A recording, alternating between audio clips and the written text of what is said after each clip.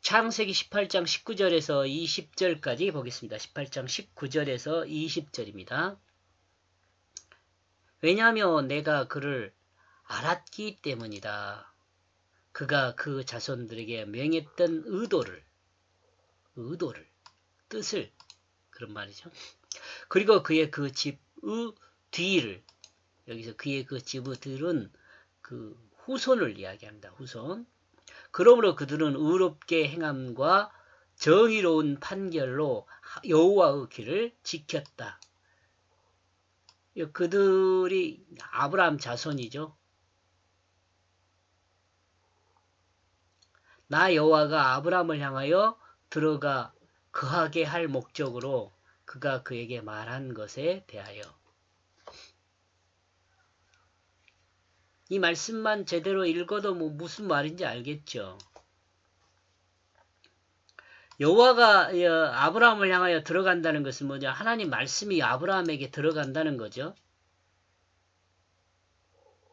그러니까 우리가 아브라함의 자손이 되는 것은 하나님 말씀이 우리 안에 들어오게 하는 그런 것을 말하는 거예요. 그때 우리가 아브라함의 자손이 되는 거죠. 이것을 표현하는 것 말이 믿음의 자손 이렇게 표현하는 겁니다. 설명하는 걸 한번 봅시다. 그렇다면 아브라함은 어떻게 하나님의 뜻을 주변 사람들이 알게 하여 하나님을 섬기게 만들었을까요? 본문 19절은 그 내용을 설명하고 있습니다. 하나님은 하나님의 뜻을 아브라함에게 말씀하셨고 아브라함은 그 자손에게 하나님이 명했던 그 내용을 행할 목적으로 가르치고 있었음을 하나님은 우리에게 알리고 있죠. 교육이요. 신앙교육이 참 중요하죠. 요즘 목사님들도 저 자신부터가 자녀들에게 신앙교육을 한다는 게 쉽지가 않더라고요. 쉽지가 않아요.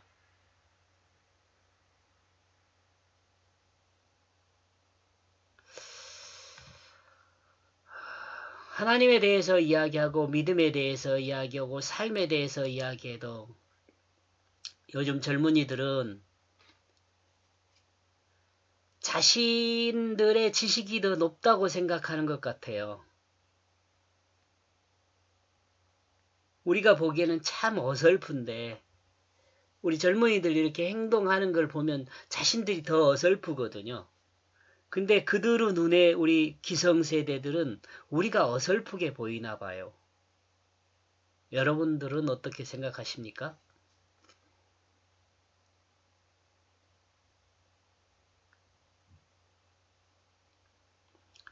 그러므로 하나님이 세워지게 만든 아브라함의 가문의 후손들은 의롭게 행하고 또한 정의롭게 판결하여 여호와 길을 지키고 있게 되는 거죠. 그러므로 하나님께서 하나님께서 아브라함을 믿고 또한 그 자손이 큰 영향력을 주변에 미칠 수 있도록 붙드시는 거죠. 이는 하나님 여호와가 아브라함을 하나님이 주신 땅에 들어가도록 할 목적으로 말한 것을 아브라함이 그 후손에게 가르쳤음을 드러냅니다. 이제 땅도 물론 가르치지만 이 가나안 땅을 이렇게 가르칠 수도 있죠. 가나안 땅에 들어갈 목적으로 이렇게 말하고 있다고도 하지만 그보다 더 본질적인 것은 하나님 나라로 들어갈 수 있도록 가르치는 거죠. 나와 여러분이 자녀들을 교육하는 것에 가장 어쩌면 큰 목적을 가져야 할 것은 의미를 가져야 할 것은 우리의 자손들이 하나님 나라에 들어갈 수 있도록 가르쳐야 한다는 거죠. 하나님 나라에 들어갈 수 있도록 가르쳐야 돼요. 이 땅에서 웰빙할 수 있는 것을 가르쳐야 할 것이 아니라 하나님 나라로 들어갈 것을 가르쳐야죠. 하나님은 아브라함이 하나님이 허락한 땅으로 들어가도록 말씀하셨고 아브라함은 그의 자손에게 하나님 말씀하신 그 뜻을 따라 그 뜻을 전하여 아브라함 자손이 하나님의 뜻을 행하게 했습니다. 그러므로 아브라함의 후손들은 의롭게 행하고 정의로운 판결로 하나님의 길을 지키고 있습니다. 그리고 하나님은 이와 같은 아브라함을 알고 있습니다. 그리고 하나님이 알고 있는 이와 같은 아브라함을 우리에게 이렇게 계시해주고 있죠. 보여주고 있죠. 왜요? 우리도 이 아브라함과 같은 삶을 살기를 원하기 때문에 우리에게 알려주시는 거죠. 20절. 그러므로 그 여호와는 말하고 있다. 소돔과 고모라의 부르짖음을.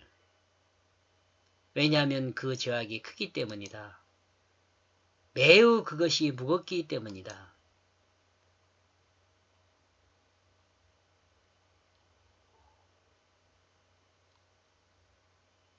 (19절과는) 대조적으로 소돔과 고모라는 그 반대의 사회 현상이 드러남을 말씀해주고 있습니다. 아브라함이 속한 땅에는 하나님을 섬기는 사람이 드러나지만 소돔과 고모라는 부르짖음이 드러납니다. 하나님이 알고 있는 소돔과 고모라와 하나님이 알고 있는 그 아브라함이 속해 있는 그 땅은 다른 점이 이렇게 성경에 드러나 있습니다. 우리에게 알려주는 거죠.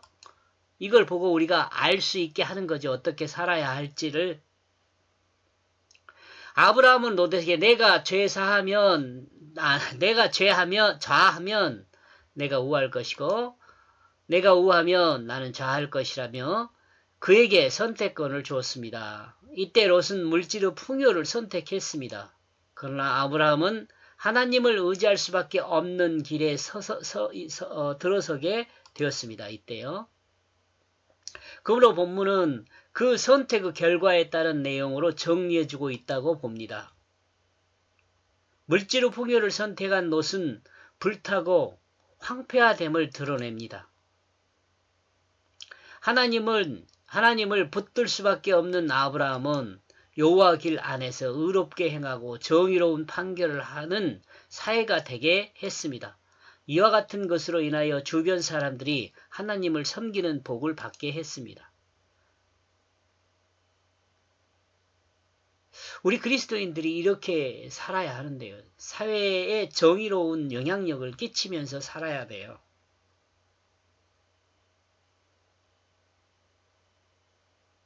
우리가 아브라함 자손이다 라고 말할 수 있는 것은 사회에 정의로운 영향력을, 의로운 영향력을 끼치면서 살 때를 말하는 거거든요. 그러나 롯이 이주하여 거주하는 곳인 소돔과 고모라는 롯의 삶을 통해 변화를 전혀 주지 못했죠. 영향력을 끼치지 못하고 살았어요. 롯은. 그러므로 변화가 전혀 없었습니다. 아니 더 악한 사회가 되었습니다. 이에 대해 하나님은 죄악이 크고 죄악이 무겁다고 결론을 내렸습니다. 하나님과 아브라함의 간섭 안에 있던 롯이 자유를 누렸지만 결과는 소돔성 안에서 세속화되었습니다. 우리가 자녀들을 어떻게 교육해야 할지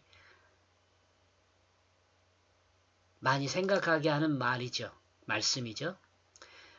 인간의 욕망이 꿈틀거리게 하는 물질은 악한 것은 아니지만 물질을 대하는 죄는 악한 것으로 드러납니다. 너무도 급한 결론인 것 같지만 물질을 통한 욕망의 끝은 쾌락입니다. 그리고 이 쾌락은 쾌락에 활활 타오르다 결국 황폐하게 된다는 것을 드러냅니다. 여러분 공감하신가요? 젊은 세대들은 이 내용을 잘 모를 수 있어요.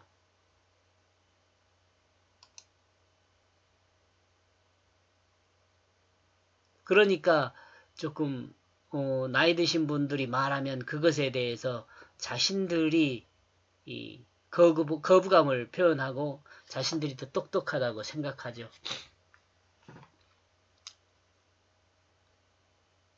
참 젊은이들을 교육하는 것이 쉽지가 않다 그런 생각을 합니다. 그리고 이 쾌락에 대한 사람들의 만족은 끝이 없습니다.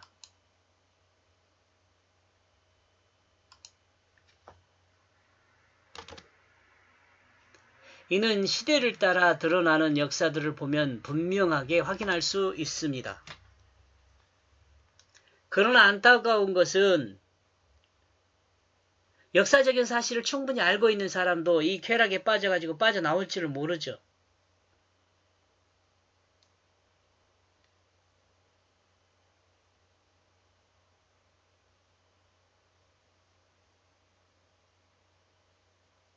타락으로 인한 쾌락은 점점 더 강한 것을 요구하는 중독성이 있습니다. 공감하신가요?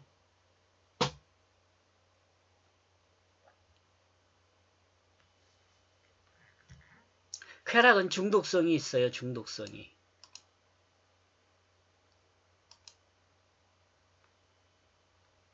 이 시대에도 동일하죠. 세속화된 인간 중심의 세상은 하나님의 간섭을 받지 않습니다.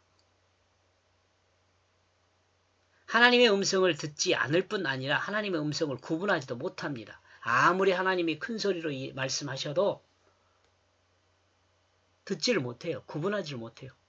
우리가 살고 있는 이 시대의 사회도 이 원리에서 벗어나지 못함을 부정하기 힘듭니다. 목사님들이 외치고 요즘은 유튜브를 통해서도 많은 말씀을 들을 수 있는 기회가 있잖아요. 저도 이렇게 하고 있으니까요. 그런데 이런 방송 얼마나 본가요? 사람들이. 더 재밌는 방송을 더 선호하죠. 간섭하는 거 싫어하죠. 이거 지금 마음을 간섭하는 거잖아요. 간섭받기를 싫어해요. 당신이나 똑바로 사세요 라고 생각하고 자신들은 자기 마음대로 다 살죠. 지금 사회가 그렇잖아요. 이럴 땐 사람이 어떻게 할 수 없을 것 같아요. 하나님의 이 소돔과 고모라를 향한 하나님의 간섭과 같은 간섭이 있지 않으면, 이러므로 교회는 하나님 말씀에 늘 깨어 있어야 합니다. 교회는 사람의 말에 깨어 있어야 함이 아니라 하나님 말씀에 깨어 있어야 합니다. 하나님 말씀에 깨어 있다는 것은 성경 말씀을 하나님 뜻으로 따라 이해하고 이해하는 하나님의 뜻을 따라 자신의 몸이 사용되도록 순종하는 거죠. 이러므로 그리스도인은 물질의 풍요를 따름보다는 하나님을 의지하는 삶을 따르는, 여호와께서 인도하는 진실을 따르는 그 삶을 살아야 합니다. 여호와 길은 정의롭게 살고 공정하게 판결하는 사회를 말합니다. 이와 같은 사회가 사람의 불평등을 없게 하고 자존감을 드러내게 합니다. 근데 이 자존감을요, 공감하지 못하고 있는 것 같아요. 여기까지 하겠습니다. 고맙습니다.